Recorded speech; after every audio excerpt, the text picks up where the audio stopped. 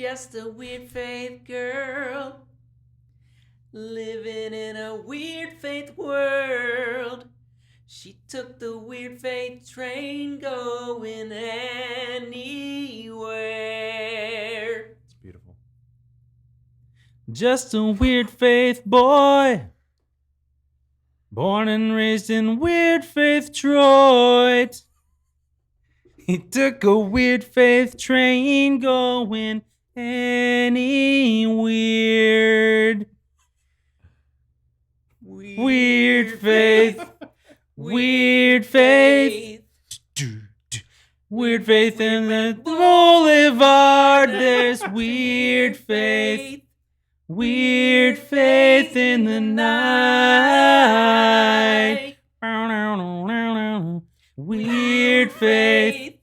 Weird faith. We're finished a weird faith. Weird faith. Weird faith. Weird faith. Weird faith. Hold on to that weird faith. Weird faith. Weird faith.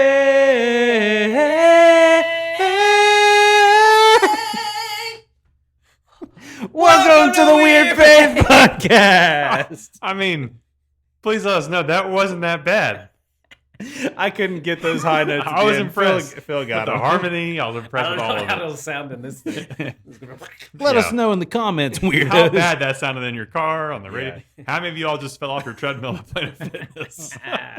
Hey guys, we're so excited to be back with you, and we are going to do something very exciting today. We're going to give away for the first time one of our Weird Faith t-shirts. But before we do, you know how you were able to join in and enter your name into that drawing, and we'll do this for the next couple episodes. But we're going to go ahead and read some of these comments of how they put their name into this drawing. So first we have Carla Carr talking about how Jesus' impact and influence on the world is just so important. And she talked about how cool it was to be able to talk about that. I saw her comment later, too, about my Freddie Freeman comments. That, Oh, yeah. Like, she liked that I almost picked him just because he likes to hug people. Absolutely. We got Chad Shaw for the first time joining us in the podcast.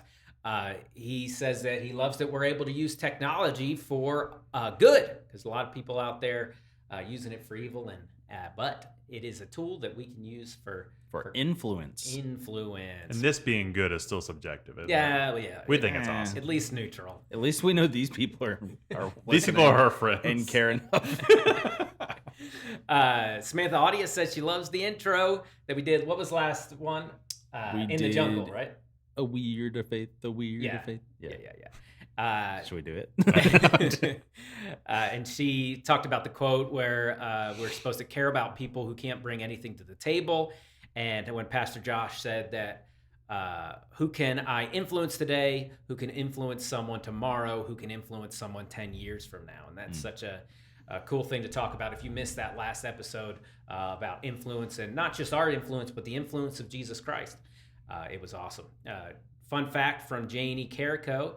She said our son Tim spent his college freshman year at UT as a walk-on kicker for the football team, and Peyton Manning, his senior year, his locker was right behind Tim's, and he got a signed football for his little brother Adam, which is pretty Sell cool. that bad boy on eBay. That's right, yeah.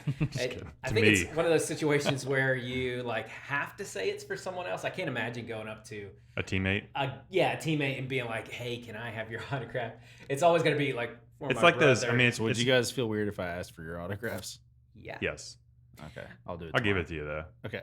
Nesha talked about loving the intro and how there's so many negative influences out there. And then Scott Fowler talked about the growth of the Roman Empire being proof for the authenticity of the Christian faith because... what did I say? You said that, the growth of Christianity Within during the the Roman Roman Empire. Empire. Yeah. Don't point. I to thought the I other one. heard you backwards. Yeah, like- well, I was the Roman concerned. Empire was really influential in that they Right. made roads that would connect places so that the gospel could spread quickly. There was one language, currency, all that kind of stuff that made it easier. So even in my mistake, I turned it around to I think that was pretty good. That's pretty Hey, just like God can turn anything around, right? Like did you say God makes mistakes? No, I said he could turn anything around. Yeah, that's right. Yeah, He can turn your mistakes into something okay. beautiful, Yeah. Scott. Okay. beautiful Scott. He also referenced Popeye as a Robin Williams movie. That's a deep cut. I know I've never seen it. I don't know if I've seen it. I know I've seen little clips of it before. But Jamie Barber also talked about what did she reference there? I sent it to you guys. Here it is.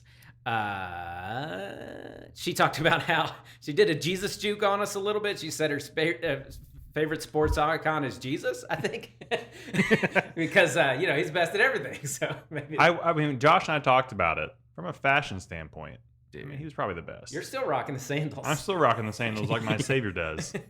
Yeah, you could pick Jesus for any of those. Yeah. Music? Never a wrong answer. Sure. He probably shreds on the guitar. Well, and who has more songs written about him than Jesus? That's true. Hey. Musical icon. Yeah. Yep. Awesome. So I think Scott's got us today. Oh, before we No. go, we got to do this raffle. We got to get this shirt away. I'm so excited. I hope it's me. I didn't comment though. So, going back to the days of our African Safari episode, I don't remember what was the name of that. What was we gave you a name? Didn't we? You so we or no? had- I wore this, and you had the puppet that's up there. Which Dingo. was Dino the dingo dog. Yeah, that's right. Yeah. So, since Josh really wants to win, but he won't because we didn't put his name in here, we'll let him at least pick out the winner Aw. of this amazing T-shirt. All right. Flip these papers around. It could be anybody in the world, but the winner is Scott Fowler. Hey, so we'll get with you, Scott, and we will make sure we have the right shirt size for Hopefully, you. you like an extra small shirt because that's all we got. I'm just kidding. We got you a right size. We would all be in trouble with an extra small shirt. Yeah, so Scott Fowler, you will be getting the first ever given away Weird Faith t-shirt. You better That's rock amazing. that thing and wear us well as a human billboard. Yeah. So I love it. Yeah. So by the time this episode drops, we will have just celebrated Father's Day. So happy Father's Day to all of you amazing dads. Hopefully it was a good weekend for you. So we thought, let's talk about things that are all about dads. And we're not going to talk about the dad bod or the New Balance sneakers or the right kind of Hawaiian t-shirts. What are dads most known for? Corny jokes that become known as dad jokes. Yeah. So I thought it'd be fun to kick off our time together today. We're going to do some dad jokes, but what actually makes a joke a dad joke? When does a joke become a dad joke? Do you know the answer?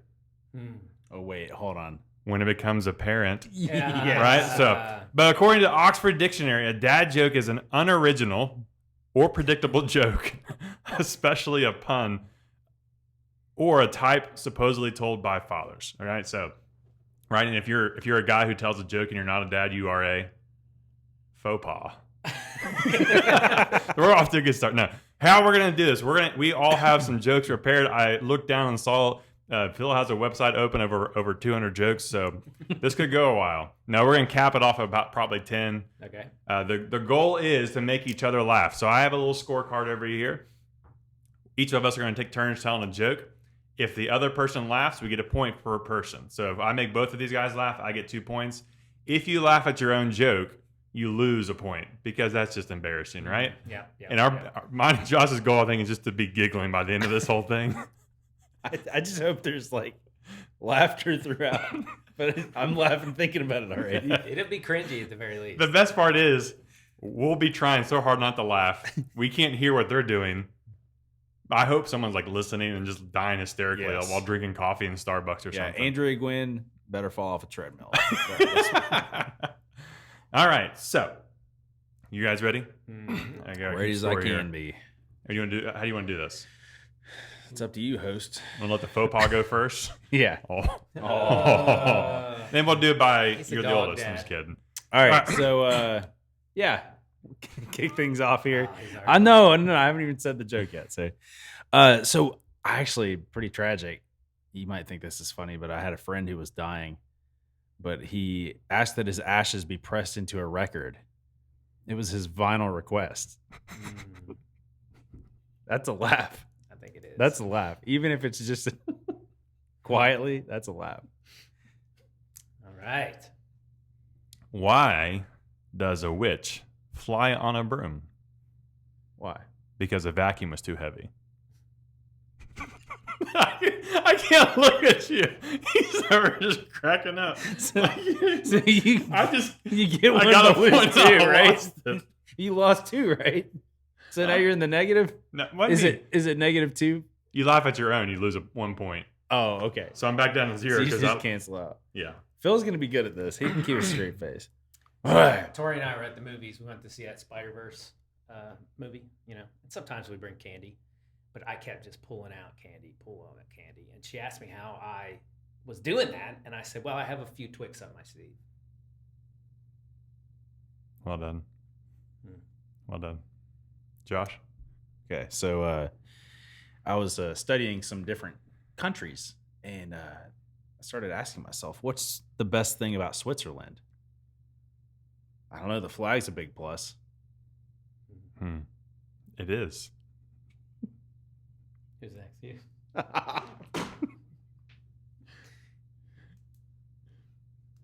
Did you all hear the story about the farmer who lost all of his crops and decided to switch careers to the music industry instead? He had some pretty sick beats. Beats. Why? So I saw that one beforehand, but it just made me think of Eli. So That's why I included it in here. Eli, this is just for you. Eli, you should start farming because you have such amazing beats. So, all right, back on track. I went to the recycling center the other day, and I was talking to the guy, and he talked about how much he hated his job. All he does is crush cans all day. He said it's so depressing. That's pretty good. I heard a story about He's giggling already. these 2 fish that were sitting in the tank, and one turns to the other and says, "Do you know how to drive this thing?" Like it's a tank.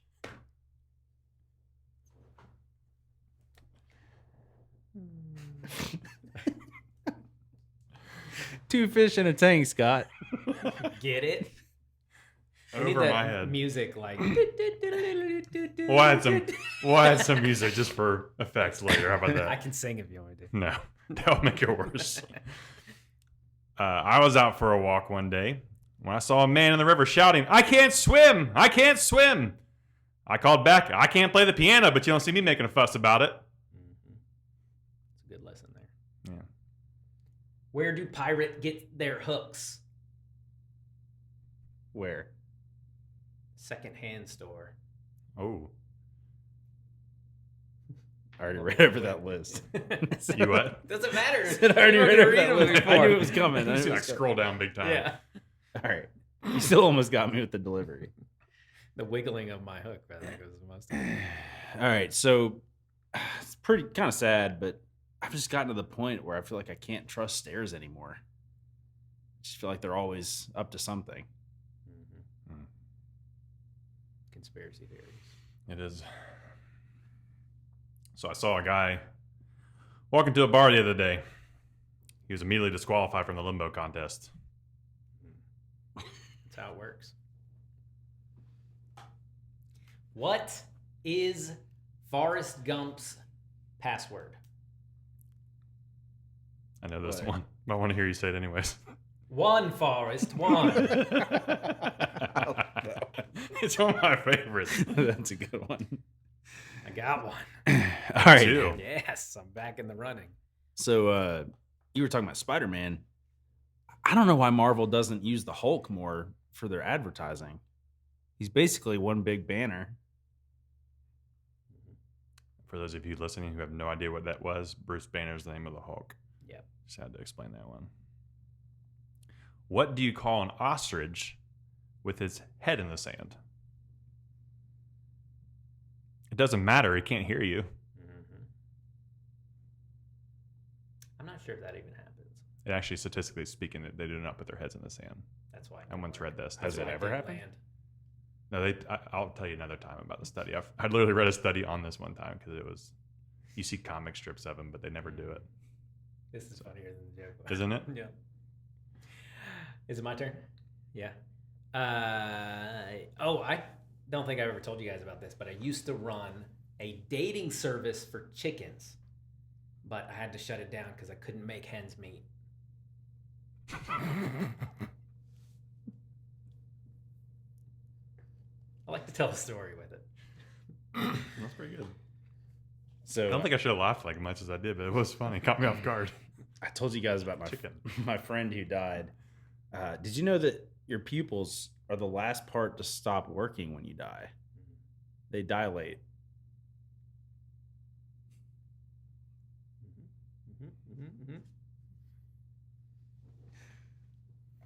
I used to fill my tires for free, but now it costs $1. I guess that's the rise of inflation.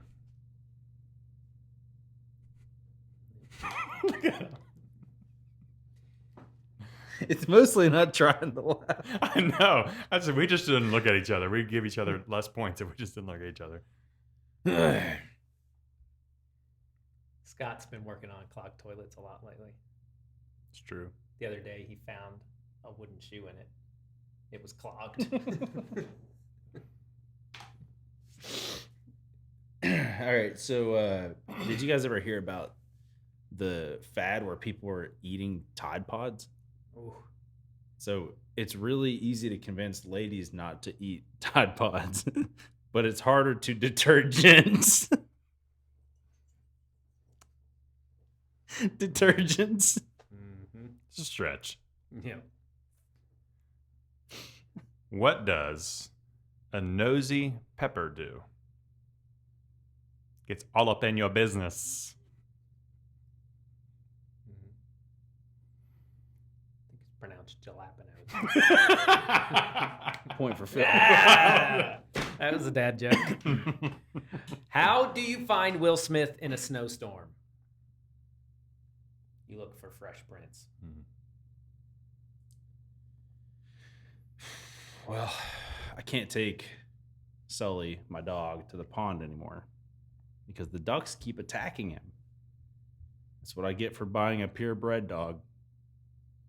Mm-hmm. Ducks love bread. What did one Dorito farmer say to the other? Cool ranch. That's a pretty good one.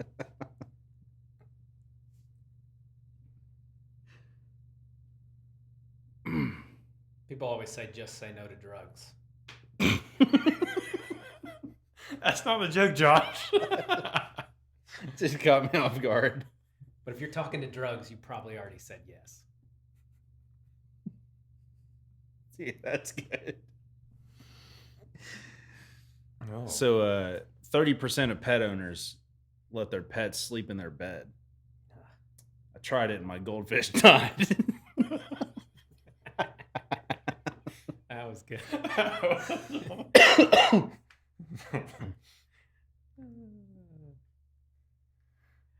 How do you weigh a millennial? In Instagrams. Yep. How come the Hulk doesn't lose his pants when he transforms? Because the experiment altered his genes. That's good. All right. Why should you never eat a clock? It's time consuming. It's true. What did the husband say to his wife after getting LASIK surgery? Aren't you a sight for sore eyes?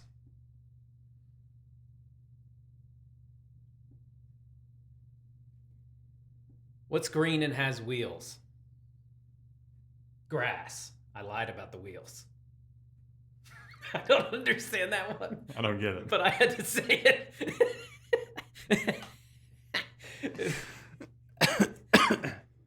All right. That's the best joke ever. Those setup jokes that are just Yeah. set with actual delivery.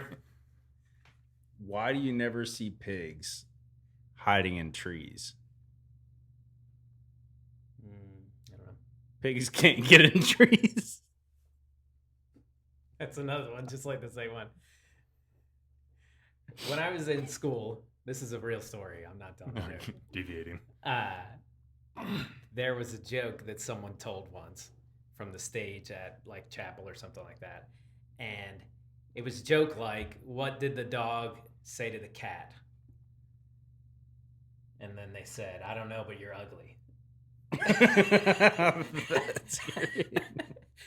Are those like anti-jokes? I don't know. I guess you yeah. could just say that with anything. That's funny. Yeah. What invention allows you to see through walls? Windows.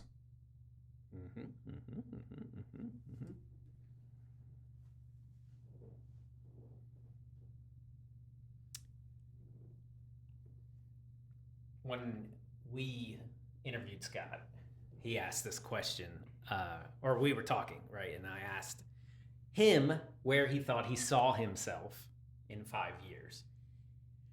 And he answered, I think we'll still have mirrors in 5 years.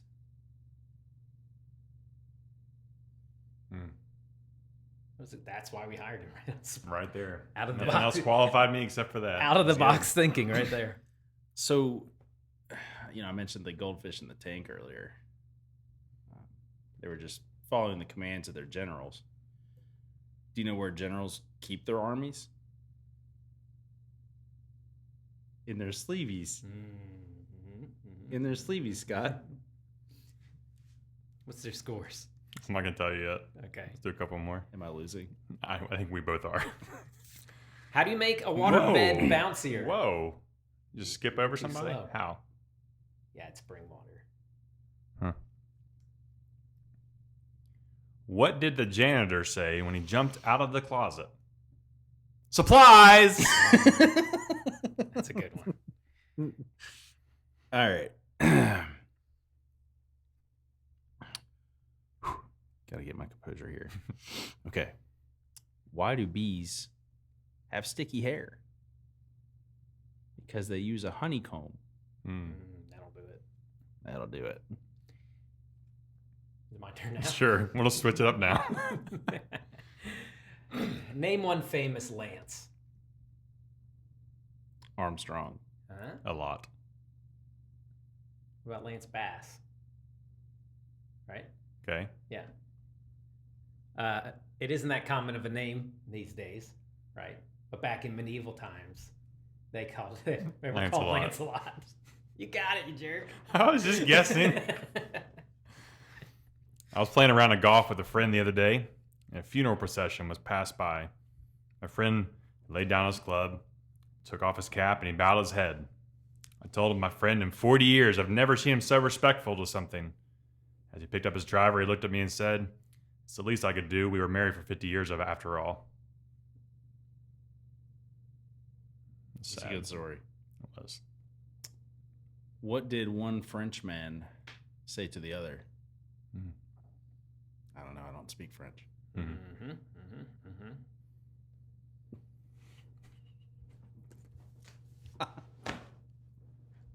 You hurt yourself in this game. I just got my doctor test results.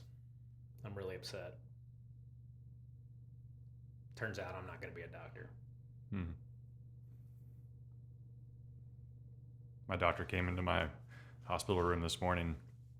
So I got good news and bad news.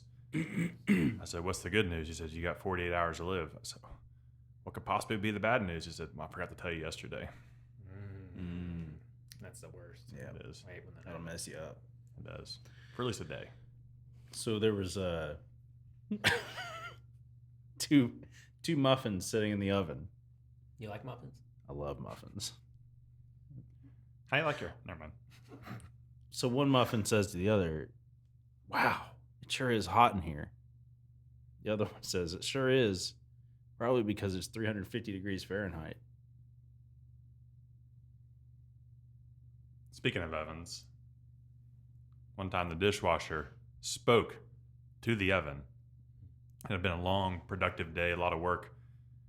The dishwasher looked at the oven and said, dude, you were on fire earlier. I was talking to Tori the other day, and we decided that we weren't going to have kids. The kids are taking it pretty badly.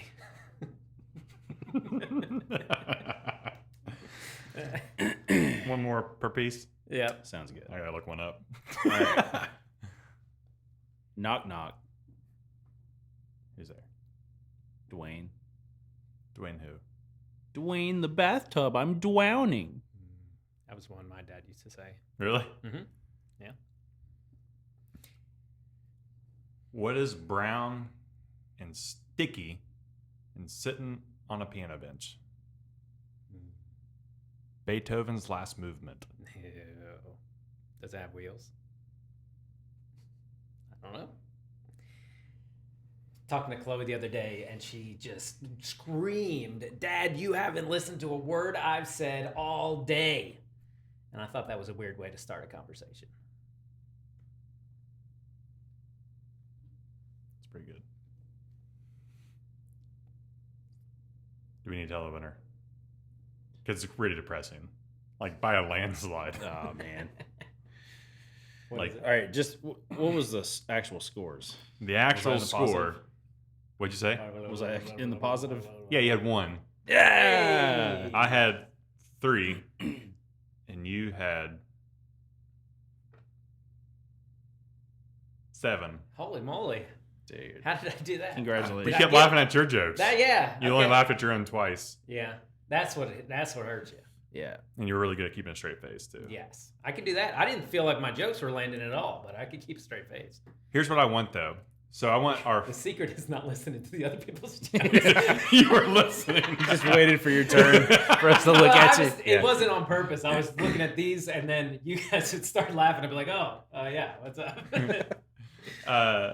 What I want from our weirdos, our listeners, I don't want you to tell us who you thought had the best joke. I want you to take a step further and send us Yeah.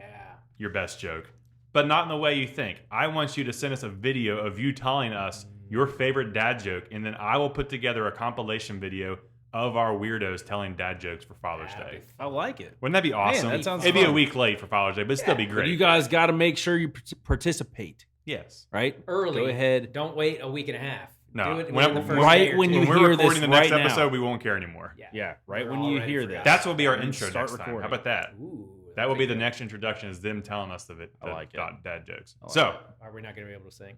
No, we're still gonna. we'll sing. still Oh, sing. okay. You will still We sing. will introduce the introduction. How about this? If you all do it, With I the will song. join in and help write the Hey, song that we okay. sing. Fake Right. news. Fake news. We'll see. All right. But yeah, so please do that. We'd love to hear from you. But one of the things that we want to talk about, since it was Father's Day, is wisdom that we get from our dad. So without any kind of prep or any kind of prompting, I want to ask these guys, give me a nugget of wisdom that you carry from your dad. Don't be an idiot. Change your life. Changed my life. Anytime before I do anything, I ask myself, would an idiot do that thing? Yep, If the answer is yes, I do not do that thing. It'll do it. My dad always, I played basketball Right. through high school and stuff, and my dad would always tell me, "Don't worry, son. They have something you don't have, and you can't teach height." So, Is that true? yeah. Wow. Yeah. Do you have a true one over there? He's shorter well- than me. Right on the spot. And my dad is a super wise person, and that's where I get it from. But no, I don't know. It's hard to pinpoint one thing. You talking about sports just made me think about my dad was just very big on, like, you never quit anything you start. So there's just one that kind of popped into my head when you started talking about sports. So Yeah. Your dad was a preacher, I'm actually quitting right now, so that's Yes. why I brought it up. so speaking was probably his thing. Yeah. My dad, and probably your dad more, showed us what to do with their actions more than I their got you. word. Okay. My dad's showing up to work every single day and loving us and spending time. So if a dad speaks publicly, you can't do those things? Yes. It's one or the other. No, I'm just saying it was less about what he said and more about what he did. I got you. It would have been nice. It would have been a nice plus to maybe have some nuggets there too. But Yeah, I would say just prioritizing family like that. So, like, my dad, I have so many memories of just spending all my Saturdays, like all my time, going out to eat, my dad taking us to the movies. Like, he always made a big deal out of hanging out with us. Same thing. So the one that I carry with me, and I still think about it on a daily basis, is one that my dad and my mom did too. So I'm not really sure which one of them will claim it as the one that they. But Dad, it's Father's Day. You can kind of claim it if you want to. He probably stole it from somebody else. If we're being honest, we kind of that's how we do things, especially pastors. We just take everyone else's stuff and use it as our own. Yeah. But the one that they shared with us on a daily basis was always remember whose child you are. So before we left for school, remember whose child you are. Before we went to camp, to sports, remember whose child you are. Before we went on our first date or to prom, remember whose child you are. Before being away from mom and dad for a long period of time, my mom and dad would say, always remember whose child you are. So for my parents, that was a simple challenge that carried a ton of weight because there was a lot of things that they were trying to do. But this was a call to remember who we were as an individual and who we belonged to, because it was telling us to embrace our identity. Right. So for many, it sounds like a typical parent that would tell their child, hey, when you leave here today, don't embarrass the family, or to remember who your mom and dad are because everyone else knows who your mom and dad are. But that's not what they were trying to do. They were simply trying to tell us the primary motivation for everything was, before all, we are a child of God. Remember whose child you are. You are God's children. And then secondly, we are children of Rich and Marilyn McClure. That's what they try to instill in us at a very young age. So before anything we had to do, before we left the house, that's what they would try to communicate to us. They want us to remember above all else that we were God's children. We were to represent our Heavenly Father and how we lived, how we carried ourselves, how we interacted with others. And that was the most important thing about us, was that identity as His children. But yes, did my mom and dad love to make sure we weren't embarrassing them? Yes, but they also knew that if we weren't embarrassing our Heavenly Father, usually we were doing pretty good with mom and dad as well. What you got? So I've heard people in sports, like, make a basketball shot or maybe dunk or score a touchdown, and then they say, "Who's your daddy?" Is that what you're talking about? That was it. He could have said that when you walked out the door, right? Maybe you're not just him, but also Dad, thank you for never saying that to me. I like to think that's actually what he said every time. Yeah. And Scott heard it as, all I ever heard. Remember whose child you are. You made it real deep. Wow. He never actually said those words. Here's a dad joke. That was a dad joke. So when Phil finally dunks a basketball, he's going to turn around to the room of people who probably were not there to witness it. It's happened in my dreams. Who's your daddy? It literally has happened in my dreams. Dude, I wish I could have a dream all like of it? that. You screwing Who's Your Daddy too? Not that part. I could never have a dream like that. Yeah. Mine are only about missing stress. And like I've told them before about a dream that I had where an entire arena was waiting for me to make one 3-pointer. And you couldn't do it. And I couldn't. And then my arms got too tired and I couldn't even get close. And they all pitied it. And I was just sweating and it was quiet. Wow. Good things don't happen in my dreams. You let everybody It's just down. all my insecurity being amplified in my head. But what I loved about this as a kid is, and even now as an adult, it was calling me to embrace my identity, but also to make sure I'm always bringing honor to, yes, my mother and father, but also more importantly, my Heavenly Father, and not bringing shame upon myself or to others, or more importantly, to the name of Jesus. Mm-hmm. And in the midst of temptations, difficult decisions, issues I'm dealing with in life, I was still called to my mind on a daily basis, remember whose child you are. Because it challenged me to embrace who I truly am and what I'm truly called to do, and that's my identity. In society, we hear a lot of discussions about identity because people want to know who they really are. They're searching for meaning and purpose, right? They want to know what makes them them. So according to a research group, identity is determined and influenced by a variety of internal and external factors such as society, family, loved ones, ethnicity, race, culture, location, opportunities, interests, appearance, self-expression, and life experience. And when you consider that list, you can easily see why there's a massive identity crisis in our world. And I'm not talking about the identity crisis that has you buying a Harley Davidson, wearing leather jackets and sunglasses at night. Almost there. Almost there? That's you. I'm looking at motorcycles. Once he dunks the basketball, you have permission to get a motorcycle. Dude, that'll be so a Tori high told me point. to tell you. That's not the not midpoint. That'll be the high point. No. But no, we're talking about the identity crisis that causes deep kind of frustration in our lives. We're trying to figure out who are we and who are we truly supposed to be and how are we supposed to define ourselves. Now, that list has really good factors to help tell a story of who we are and where we come from, but they are not a primary indicator of who we are. But for many, that's exactly how we define ourselves. Prime example, Open up Instagram, open up Facebook. You have 120 characters to tell the world who you are in your bio. How do you do it? Do you put parent, teacher, student, athlete, pastor, lawyer, doctor? Do you put that's your occupation? What do you put in there? That's usually how you define yourselves, and you're telling the world, this is who I am. Now, all those things are good, but for being honest, all those things are also temporary statuses or circumstances, right? So if Josh says, I'm a student of Palmer Seminary 2028, like he's going to graduate in 2028. But anyways, Might be take longer than that. Yeah, I don't know. but like, at what point are you no longer a student?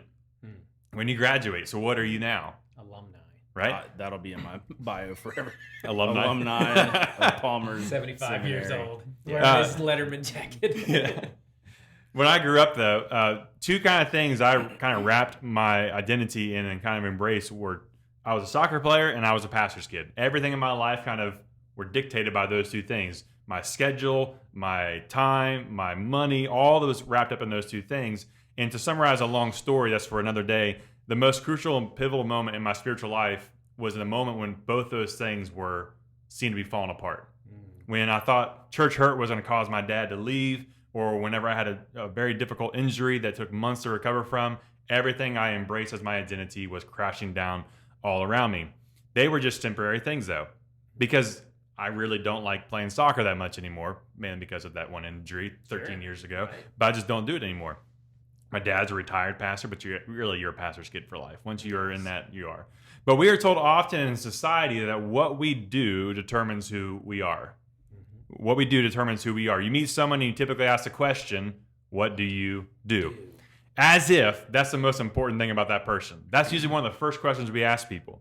And once you know what they do, you have years of societal influence that will dictate how you react to that person the rest of the conversation. You don't believe me? 3 of us are in ministry. 3 of us can say we're pastors. Have you ever been in an uncomfortable situation where someone said, what do you do? And you're a pastor and they didn't want to talk to you again? Yeah, right. Yeah, like Every plane almost ride. every time Haircuts, I get a right? haircut. Yeah. Haircut, plane ride, Yeah. whitewater rafting.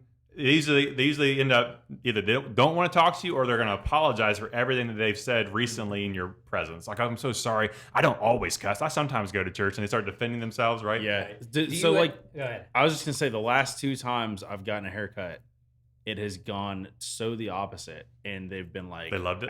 asked for information about that's the cool. church, That's like, great. hey, I really want to come to church. Like, it's so cool that you're a pastor. But I feel like more often than not, it's like people, because when people hear that, they start acting different. Right. You know, Candace has actually kind of made fun of it, and like she knows that I don't want people to act different around me, but she'll mess with her friends when they're around me, and like if one of them says a cuss word, she'll be like, Josh is really offended that you did that, and then I'm like, stop doing that. Like Yeah. I don't want people to like think Have you that ever I'm gone like the other way where you try and act like not weird or not maybe more like into culture than too much though. yeah it's like I start like it's cussing with them, like, no, dude, I don't. I haven't gone that Yeah. far. No, I think it's it'd be great. like hey Lady Gaga, huh? How about that? I don't know anything about her, but Yeah, that's funny. But we do that with other people, too. Like, when you meet a lawyer, you think they're just naturally a liar sometimes, right? What? Why are you pointing at me? We used to debate whether it was pronounced lawyer or lawyer. How did I just say it? You said lawyer. All right. That's the way that I said it, and Phil and everybody made fun of me. Is about it wrong? Sorry, lawyer I hate is to. what I've Lawyer? always said. Yeah. Yeah. It's law though, and then We have some Like, weirdos listening who are lawyers. Liar. I just switched it. I, They will so tell us which one's right. I think Samantha Koreski told me it's lawyer. So All right, sorry, I Sam. think I'm wrong. I just liked hearing that. Sorry, I totally just You get it. interrupted your Or story. a politician, right? You just automatically think they're just a terrible human being who's probably out to get you because they work for the man, right? Yeah. But we do this all the time. But as a Christian, I believe that most of the time we are approaching identity from the wrong angle. And I believe many of us are. What you do is not the most important thing about you. Yep. If you no longer did that thing, would you still matter? Yeah. Right? To quote Tony Stark, take off the suit. What are you? Right. Of course, he says billionaire, playboy, philanthropist, right? But like, you know, right? You take off that job, you take off that one thing that you indicate as your identity marker. What are you? Sometimes, though, we sometimes put our stock in what we do. So when we take that thing away from us, we actually feel like we no longer value. Right? It's the only thing that we exist. It's the only reason why we have purpose in life. So that thing's now gone, and we just fall apart. But what we want you to hear today is who you are is determined by whose you are. You were made in the image of God. You bear the image of the Father, and He loves you so much. He bestows upon you value, dignity, and honor just because you look like your Heavenly Father. So much love for you that He sent Jesus to bring you home to the Father when you were distant from Him. You today, as a believer, are a child of God, and that is the most important thing about you. Yep. You belong to Jesus. And who you are determines then what you do. So who you are is determined by whose you are, and who you are then determines what you do. As a follower of Jesus and a child of God, primarily, you then live it out in the different spheres that God has placed you in, right? The spheres of influence as a parent, as a teacher, a student, an athlete, where God has placed you. But that is always second, right? So first, you are a Christian. You're a child of God before you are a parent. Right. All right. I in youth ministry, I know you all seen this too. When all the stock a parent has is in their children. Yeah. I am a parent. Everything rises and falls on that, and you see the heartbreak that sometimes can give. But what if we started changing it to see that our identity in Christ determines what we do and how we go about doing that? You, as a Christian, are a new person. You have a new name, and Scripture says you have a new heart, a new life, and a fresh new start. I love how Peter summarized this idea in the book of 1 Peter when he's talking to struggling Christians who are dealing with identity issues because they're trying to figure out, should we go back to being Jewish? Because when we were Jewish, the Romans didn't hate us that much. It wasn't that bad. But he says to them in 1 Peter 2, verse 9, 10, he says, but you are a chosen people, a royal priesthood, a holy nation, God's special possession. Those are pretty good identity markers, right? If you're going to identify that, chosen people, royal priesthood, a holy nation, God's special possession, so that you may declare the praises of Him who called you out of darkness into wonderful light. He just says you now have an identity in Jesus, but you also find not just your identity, you also find your purpose. He says, yes, you are chosen. Yes, you are royal. Yes, you're holy. Yes, you're special, so that you tell others about the glory of Jesus. You live out the purpose that He has for you, declare His goodness and His mercy and His love. So 3 things I want you to kind of remember today is that always remember whose child you are. Before anything else, you are God's child. And who you are is determined by whose you are. And then who you are determines what you do.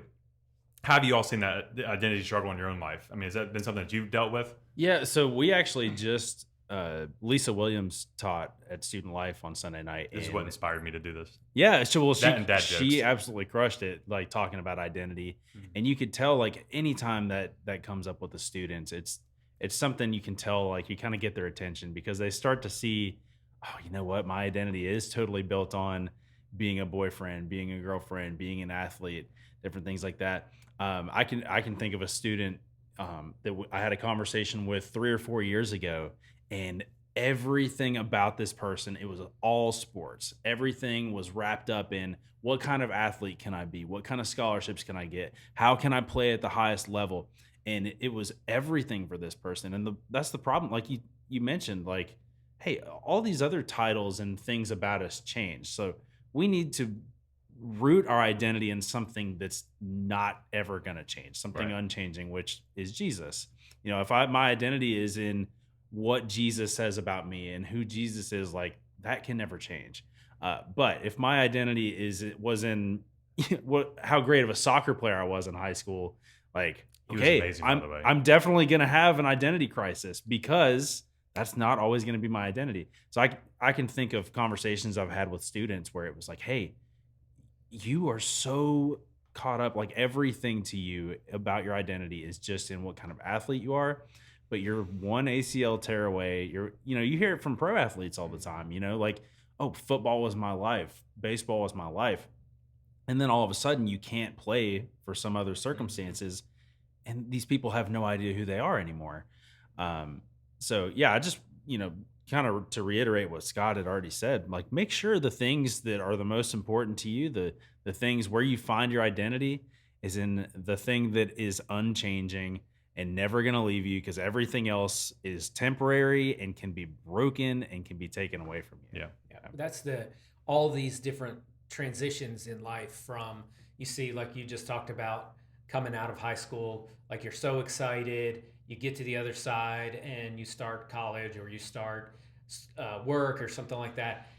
As a youth pastor, I know I have seen, and I think you've probably seen, and you've probably seen too, where there for young people can be a depression that comes after that big transition because, oh, I used to be in a classroom and in a school with 30 of my friends, and now those friends are all over the country, and I don't have that identity that I had. I'm not that popular kid at the lunch table or at sports, and then you see later where parents do the same thing with their kids, and they live all about their kids, and they center it about their kids, and then their kids graduate high school and they go off to college, and they have that same identity crisis where this is what I've been mom for so I don't know who I am years. anymore. I don't know who I am. And then you see another transition. There are other ones too along the way with tragic things that can happen, but also when someone retires, that same thing. If you've ever met a person that has become really bitter, and just at everybody, not at you in particular, but just this person used to be different. A lot of times this transition is where they fumbled, where they were a really important person in an organization or something like that. And all of a sudden, they had worked all their time to that, and then that's no longer there. And now they are used to having that attention and used to having that respect. And now they're trying to demand that from everybody around them, and then disappointed when that doesn't happen. And that's such an important, and I've tried to live in such a way where when I get to that point where I'm no longer a pastor or in the way that I am right now, that I'll be ready for that, and to remember that I am just occupying a seat for a little while. Here at Clarksburg Baptist Church, a church that's 175 years old, you can see down in the lobby a picture collage of the, I don't even know, 50-something pastors in the history of this church. Like that, And it's a constant reminder to me that I am just occupying this space for a little while, and I'll have a picture on a wall with my name and the date. And in 20 years, nobody's going to know who I am other than that little picture. And so I remember that my identity is not wrapped up in that I am just a steward of the position that God has given me, and I bring what I can to the position and my best, and then I'm going to pass it on to somebody else at some point, and hopefully this continues on until Jesus comes back. But it's a constant reminder to try and remember that this is just a temporary thing, and it's tough to do. I bet we've probably all three faced that, like how much of my identity is in being a pastor. And I mean, everybody probably deals with that with their job, especially if they care a lot about their profession and their career. Like, I was born to be a teacher. I was born to be a nurse. And so like one day you're not gonna be. And so, And there might be that painful time too, where someone has to come to you and tell you you're no longer good at what. I can't imagine the heartbreak there if your whole identity is wrapped up in you that thing. were just talking the other day about, hoping that when that time is up. So like you said, you're filling a seat right now. I think it was Sustainable Youth Ministry, one of the books that I read. They talk a lot about you should always just see yourself as the interim that's preparing the way for the next person to come after you. And so like we've talked about that a lot. Like man, when the time comes and this can't be part of my identity anymore, I hope that I can gracefully move away from that and say, hey, ultimately my identity is rooted in something better. It's rooted in Jesus and what Jesus makes me. But yeah, being able to say like, oh, dude, let's not hold on to things. Let's prepare the way for the next person. And I think we probably struggle to do that when our identity is too much in being a great pastor. One good test for that. Struggle to give things to people. Yeah, well, one good test for that is, could you celebrate the next person? Yeah. And when they have, and that's the, you've been in different youth positions as youth pastor. I've had different, and that's when I have to check my heart when something good happens in the position you left, and then you go like, no, that's okay. Yeah, that's awesome. That's awesome. Right. This is the kingdom. And so thinking of that, like one day my classroom or my job position will be occupied by someone else. live in such a way where I feel like I brought everything I could and I passed it on, and then I can let it go and celebrate that thing. Because that's just it. I don't think the church has done a great job of preparing people for that special transition. And I'm hoping that I can do better at that than some I witnessed. And so for those of you who are listening and you struggle with that kind of identity crisis, also remember that you're not the only one dealing with this. And so be very careful with how you speak with people because they may or may not be going through that exact same thing right now. And the one thing you need to do is remember who you are and who you belong to, and that's Jesus, and make sure that that's the primary thing. I'm not saying it's always going to make it easier, but we'll hopefully give you a better perspective of how you view transitions, how you view setbacks, how you view trials. But when you think about other people, make sure when you communicate with them that you don't put upon them that the only thing that matters about them is what they do. Right? Don't, if you meet a young family, the most important thing in their life is not, as a Christian, should not just be their kids. Right. So don't only talk about their kids, right? I know there's like obligatory statements we're supposed to ask, like young families. Stop asking them, right? Yes, they are not sleeping. Just go into it thinking they're not sleeping. So don't ask, you getting any sleep? Just don't do it. Ask them just how their life is. Like, I know your favorite story is, how's your soul? It's like your favorite question to ask now. And we've talked about this before. It's like, mine's what's your story? Because it allows you to see people as people, and you remove the things we label people with. That when you put a label on somebody, you're automatically putting a standard that they will always live by. For example, I had a conversation with somebody the other day of like, do you say the homeless people? Or do you say someone who's temporarily homeless or someone who's temporarily without a home? So whenever I say, hey, that person's homeless, I am now putting a marker on them that is their entire identity. And when I put that entire identity, I'm adding societal things that I think about that. And I'm also putting it on a standard that they're never going to be able to operate with under. And then they're never going to have hope. So we try to steer the conversations a different way to see people as people. Well, we do that too, constantly checking each other.